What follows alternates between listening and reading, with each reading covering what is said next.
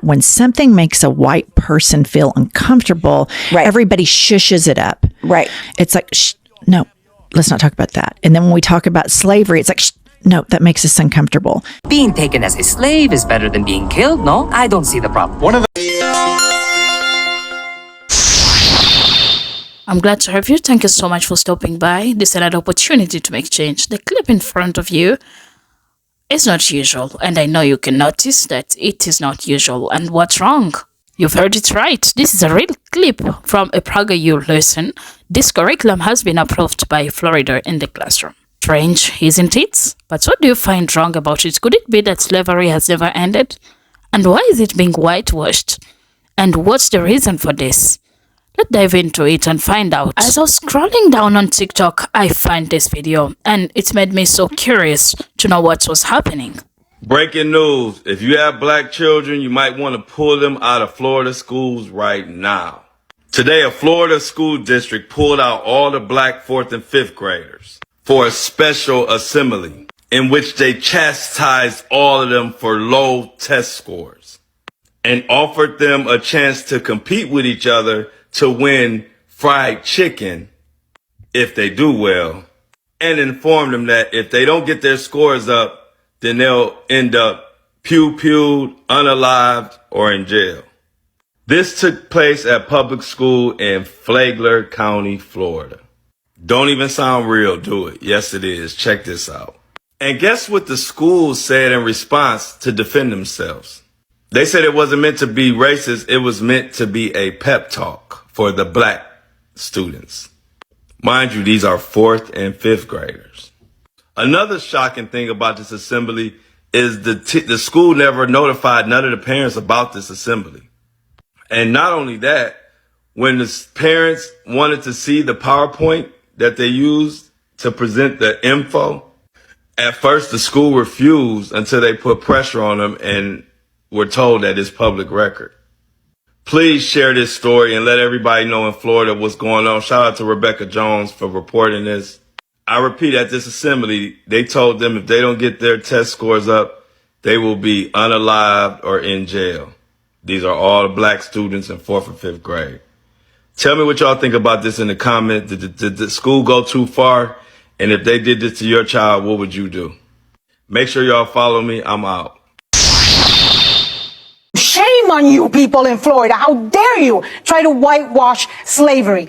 He has created the environment that has led to this. What they say is that the updated standards now say that enslaved people develop skills that could be applied for their personal benefit. Slavery was the darkest moment of American history, our biggest shame. People got torn from their homelands.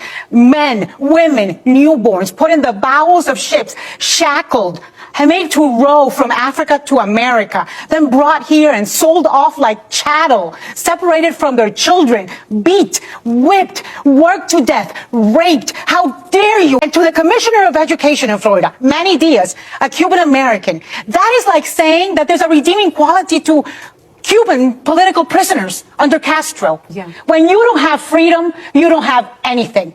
And for this man, Ron DeSantis, who's apparently his only skill that he has acquired is lying and creating culture wars that he thinks are going to make him president. They're not, buddy. That's why you're 30 points down. Well, and Anna hit it on the head there. Being taken as a slave is better than being killed, no? So I made that video yesterday about PragerU and about the fact that Florida is the only state that has accepted their unaccredited curriculum to be offered in public schools to children, that being an example of some of the things it teaches. I really didn't expect to make another video this quickly. And then I saw what I'm about to show you, and I was like, I mean, how do I not? Anybody recognize that guy? Former escaped slave, turned writer, abolitionist, and statesman. Pretty iconic Black American Frederick Douglass. Yeah, the kids travel in time and talk to Frederick. And what does PragerU decide to use? Frederick Douglass to communicate to the children, not so much the ones in the video, as the ones watching the video. The big problems need to be approached very carefully. Have you kids heard of William Lloyd Garrison? No. Nope. He's an abolitionist like me. and he and I used to be friends, but we aren't any longer. We don't agree how to solve problems. William refuses all compromises, demands immediate change, and if he doesn't get what he wants, he likes to set things on fire. Sounds familiar. Sounds like you know the type. Yeah, we've got that type in our time. That's right. They used Frederick Douglass to take a shot at Black Lives Matter. We have people like that in our time, too. That's okay. I'm sure I can find a clip of PragerU founder Dennis Prager saying something that offsets that. The left has made it impossible to say the N-word any longer. That's disgusting. Oops, I guess not. And did I mention that some of the lessons are taught by Tucker Carlson and Candace Owen? That's going to be offered to children in public school in Florida. This is the most photographed American of the 19th century. There are more portraits of Frederick Douglass than any other American poet, activist, and even president from the 1800s. And if you look closely, they're almost all identical. He's always wearing a suit and tie, his eyes sternly focused. And this: why did Frederick Douglass almost never smile in his photos?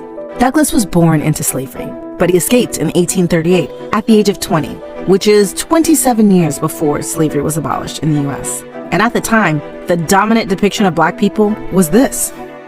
They were characterized as lazy, ignorant, and inferior, with minstrel shows becoming a widely popular form of entertainment. This was also around the time photography started becoming more accessible and popular, due to a switch from printing images on metal to paper. Douglass saw this as an opportunity. Every portrait Douglass took from the time of his earliest known photograph in 1841 until his death toward the end of the century was extremely deliberate. Look at these two different portraits. They were taken 24 years apart.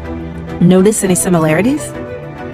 He sternly looks away from the camera with his brow furrowed, dressed in a suit and tie, positioned in front of simple, dark-colored backgrounds with no props, keeping the focus on his face, or as he called it, the face of the fugitive slave, his hair uncovered, and again, no smile. Which brings us back to, why didn't Frederick Douglass smile? Well, in his words, he never wanted to look like a happy, amiable fugitive slave.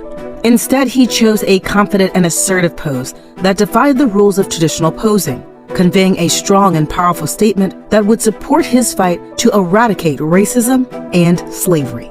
See, photography to Douglass and many Black Americans was a way to combat racist and inaccurate depictions of Black people. Douglass understood the importance of controlling and owning one's image, going as far as to hand out his portraits, often including them with letters he sent off.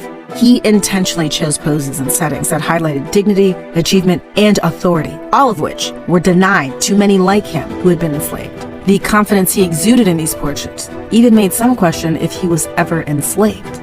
You can also see Douglass's portraits set a standard for Black men on how to pose in a dignified manner in the photographs of other notable Black thinkers, activists, and even the Black president who followed him. From Frederick Douglass and the abolitionist movement to the anti-lynching campaign, the civil rights movement, and Black Lives Matter, photography and the camera have indeed been employed as instruments of rebellion. All we've ever needed was the opportunity. To be Black means to be the best. Let's deprogram our students right now. See, on a plantation, Abraham Lincoln figured out you have 300 slaves, you have one master. That's a lot of work to watch that many slaves. Why don't you let them go? But don't teach them who they are. Don't give them their story. Notice the word his story. That's all history is. Don't give them their story. Don't make them feel good about themselves. Then you won't have to watch it.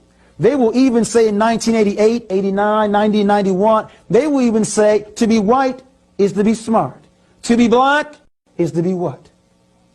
To be dumb. We want to deprogram about 200 years of brainwashing. But remember, the first step is you need to know who you are. You are an African-American people.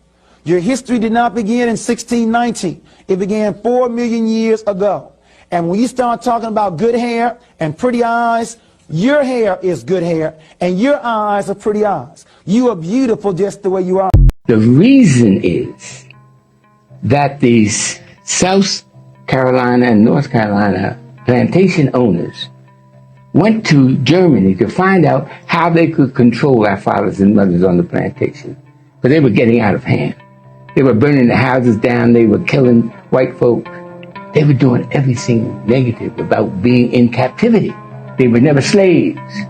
They were prisoners of war, the War of 1591. So what happened was they sought the advice of an expert in Shanghai history. His name was Johann Blumenbach, and he was the head of the Department of History at the University of Göttingen in Germany. They said, do they know that they're the Shanghai people? So the plantation owners who traveled over there to seek his advice said, well, of course they know that they come from the great Shanghai Empire. Well, that's your problem. You can't let them know that they came from greatness, from grandeur, from beauty, from sophistication. You'll never be able to control them. So the plantation owner said, well, how can we prevent it?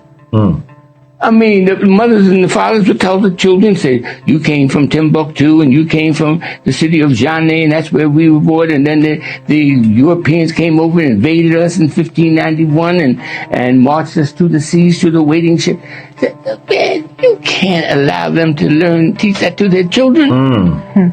This is how you want to stop it. Here's how you do it. Here's why you don't know where you're from. Blumenbach said, what you do, as soon as a boatload arrives, take the babies out the mama's arms, send the parents to a distant plantation and work them to death, and raise the children to believe they came from a jungle. They won't know the difference. What I hate about the whole whitewashing history, when they say, well, we shouldn't make little white kids feel bad. What the fuck? It's history. Why can't white kids learn about slavery, Native American genocide? I mean, why can't we teach that? And now they attempt to legitimize these unnecessary debates with a proposal that most recently came in of a politically motivated roundtable. Well, I'm here in Florida. And I will tell you, there is no round table, no lecture, no invitation we will accept to debate an undeniable fact. There were no redeeming qualities of slavery.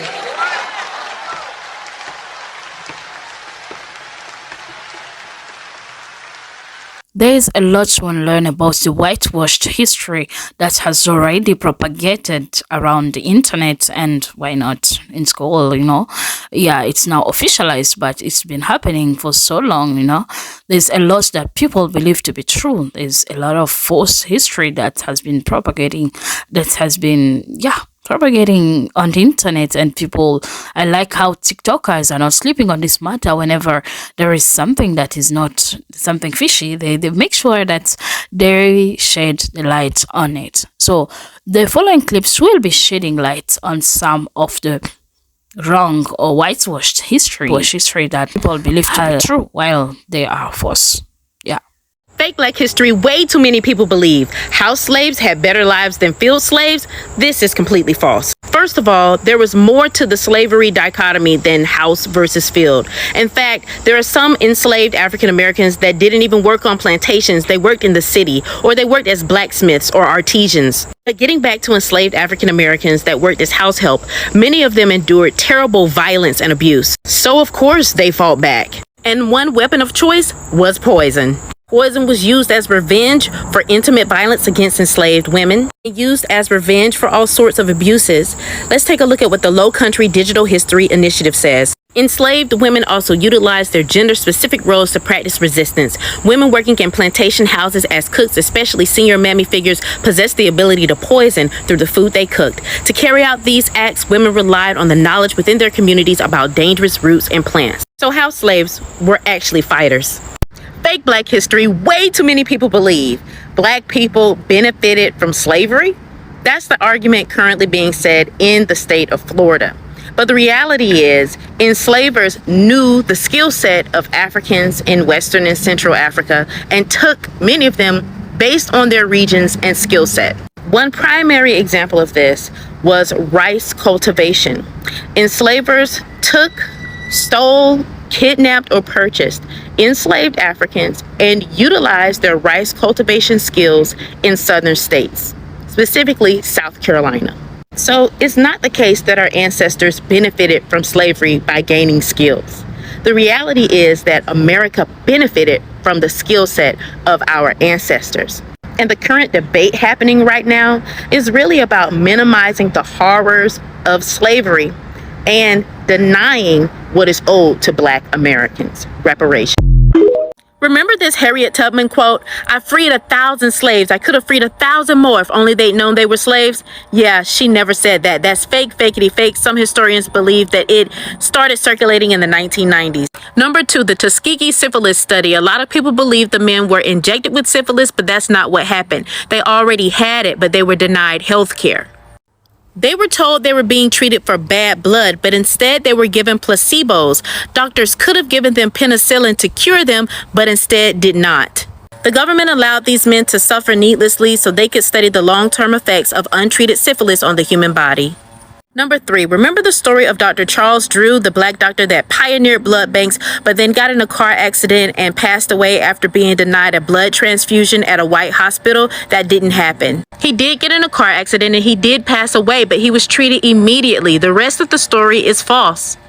Picnic. There's a number of people that believe that the term picnic is racist or comes from the term pick a nig, but this is actually not true.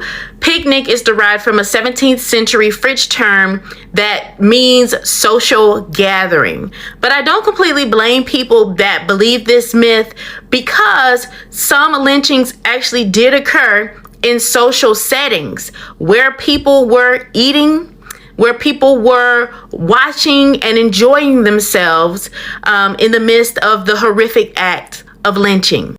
But the term picnic itself does not have a racial connotation. Good morning or morning in any context did not come from slavery.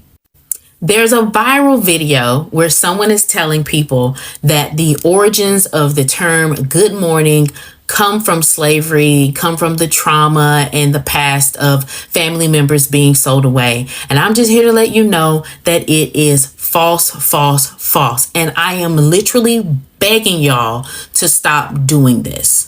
Fake Black history may be sensational, may get you a lot of hits, may get you a lot of views. However, it just causes more harm to our communities. We're at a time right now where we're literally fighting to keep Black history in schools. And so there's a lot of mis and disinformation out there about Black communities. What we need to be doing is focusing on our actual history and making sure our people get access to it. I freed 1,000 slaves. I could have freed 1,000 more if only they knew they were slaves. Y'all, it's going viral again. This is a fake quote. Harriet Tubman never said this. The reason why we know she didn't say it is because it's not a part of the historical record. The historical record, there are people that documented what she said in real time, and those historical documents are still available today. This quote literally appeared out of thin air and has been going viral on the internet ever since. But not only that, this quote is super insulting because it implies that a large number of our ancestors didn't understand the state of their condition. Remember when Kanye said slavery was a choice? Guess which quote he used to back that up? Yeah, this fake one. So please stop repeating it. It's not as powerful as many of you think it is. And it is totally, completely fake and an insult to the memory of Harriet Tubman and the rest of our ancestors. So you read it in a book, but who wrote it? Another note on fake Black history. In one of my videos where I discussed transatlantic slave trade and transatlantic slave trade deniers, someone tagged me to look at some other TikTokers' page, and they were reading from some obscure book that seemed to validate their points. The problem is pretty much anybody can publish anything at this point, and then other people read it and say, look, I have a source, I have a source. But it's important to make sure that you verify these sources and that they come from trustworthy people that have some level of expertise. For example, when I was growing up in my hometown, a local cult leader boasted about publishing over 1,000 books. And I learned early on that some people publish what they want to believe instead of what's true. The black man has been brainwashed, and it's time for him to learn something about himself. When he look at television, he see White House cigars, White Swan soap, King White soap, White Rain hair rinse, White Tornado floor wax, White Plus toothpaste. They taught him when he was a little boy that Mary had little and his feet as white as snow. Then they taught him about Snow White. Then there's the White House. When he look at television, he see these two cars, one black, one white, and they put a gallon of gas in each one to see which car can go the farthest. And every time the black car stopped first and the white car keeps going. So this brainwashes the Negro, see? Then he goes to the drugstore, he orders 2 dips ice cream. He said, I want a dip of chocolate, dip of vanilla. And every time they put the chocolate on the bottom and the vanilla. When the so-called Negro, the way the educational system has been outlined, he's been brainwashed. When you look at this side-by-side comparison throughout the bill, it reads like a how-to guide in historical whitewashing. Are you aware that this new version of the bill from the Senate removes the writings of Frederick Douglass? I am. Are you aware that this new version of the bill from the Senate removes the writings of Dr. Martin Luther King Jr.? Yes. Are you aware that this new version of the bill from the Senate removes the history of Native Americans?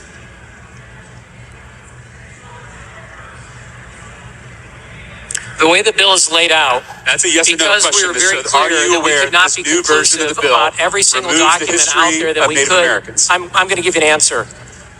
This isn't a trial. I'm going to give you an answer.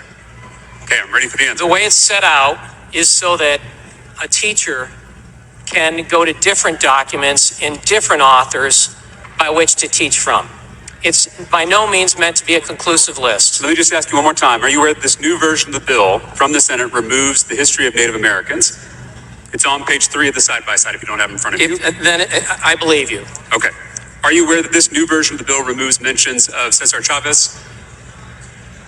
Yes. Are you aware that this new version of the bill removes mentions of Susan B. Anthony? Yes, I am. So this is a clear evidence that the whitewashing thing is an intentional thing. And yeah, whatever is it intending, we don't know. But, the truth remains the same, and history it cannot be overturned. So it's for us to be careful with the education system and where we take our kids, and make sure whatever they learn does not deprive them from knowing who they are and what their identity is. Because when you disconnect someone from their identity, then who do you think they will be? How will they feel comfortable in life? How will that be? So this is something to discourage, and whenever you get an opportunity to raise this awareness, just do it, because it should not be this way. I know, Yeah, so thank you for watching to this extent. I appreciate your precious time. Don't forget to like the video, subscribe to the channel. Don't forget to leave me your thoughts kindly. I would love to interact with you. And thank you so much for all the comments that you are sending to me. Thank you so much. I appreciate your love and support for my content. Until we meet again, goodbye for now.